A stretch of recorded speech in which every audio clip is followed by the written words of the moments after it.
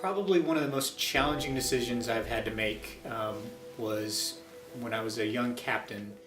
I had the opportunity to be a G-Series Orders detachment commander at a remote location, so no U.S. support around. I was the detachment commander, and then we were a small Air Force contingent on the foreign partners base, and that in itself has its own challenges. But the biggest issue that I had was having to deal with a problematic NCO, so tech sergeant.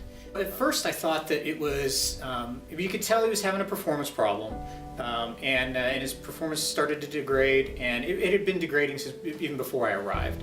I showed up in the middle of the night at the start of a shift, and he wasn't there. And when I asked the floor, the watch officer, what was going on, I found out that it was a normal occurrence for him to come in late. So we addressed it as a performance issue. You follow the performance, the verbal feedback, the written feedbacks that go along with that. And when there was no improvement, we kind of, it was like, what's really going on here? Trying to dig into the matter. I didn't realize it was an alcohol-related problem until I was called by the watch officer one night and said, "Hey, he just showed up, and I would like you to come in and speak to him."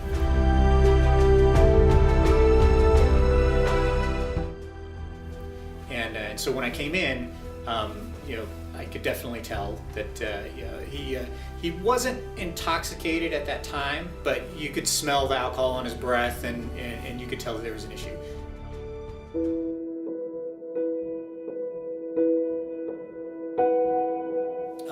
He also did have some family problems.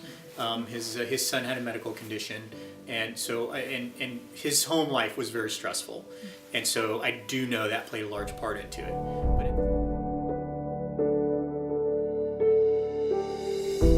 When you're making decisions with regard to mission set, a lot of people, you'll talk about it in your leadership classes, how to manage resources and do that kind of thing. But at the end of the day, I don't want to say it's easy to make those decisions, but you have kind of a framework to follow. You have a cost-benefit analysis. You make the decision. You're familiar with the work, and so you kind of know what to do. When it comes to decisions that are more dynamic, like this case, you tend to start to personalize it and kind of internalize it, right? And in order to take care of the mission, you want to take care of your people, and so you have to play that balancing act of taking care of the individual, but that individual is drastically affecting your mission. And so we had to go about taking measures to try and encourage him to receive help, but at the same time do necessarily disciplinary actions as well.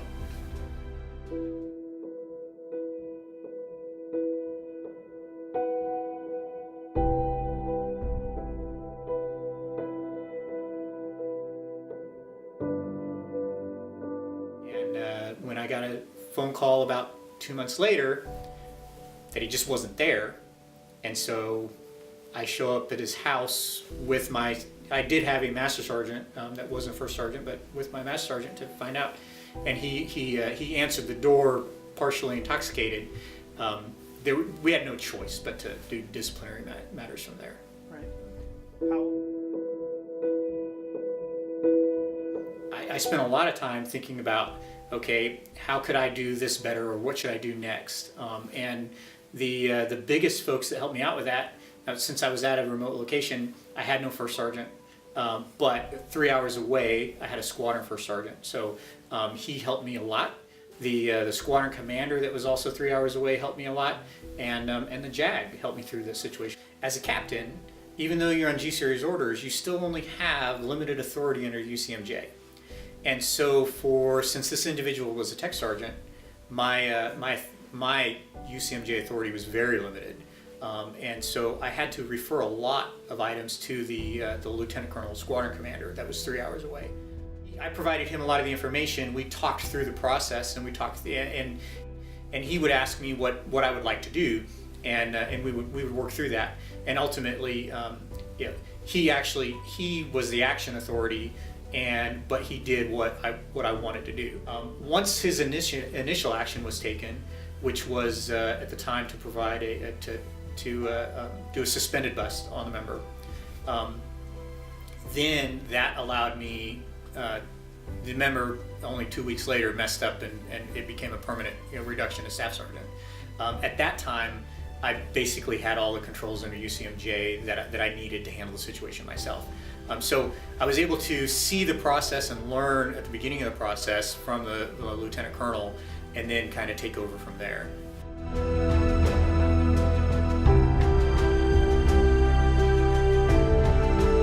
It has, because I think in that instance, I leaned more towards the giving the benefit of the doubt. And I was a big fan of more on the rehabilitation side and less on the disciplinary side, and probably too much to a fault at the time. I would have pushed for action sooner rather than allowing it to drag out as long as it did, because we're talking a period of about a year.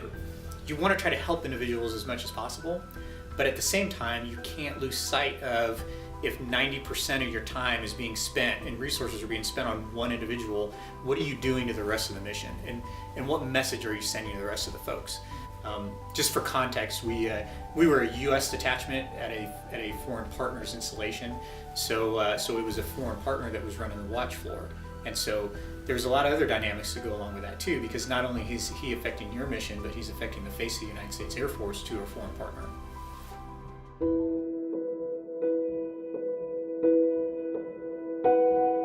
And ultimately, he was administratively discharged. One of the charges was prior willful intoxication. So he consumed so much alcohol the night before that he couldn't report in for his duties the next day. You're hopeful that people can turn around and make a recovery. Right. And to this day, I hope that he eventually got the help that he needed.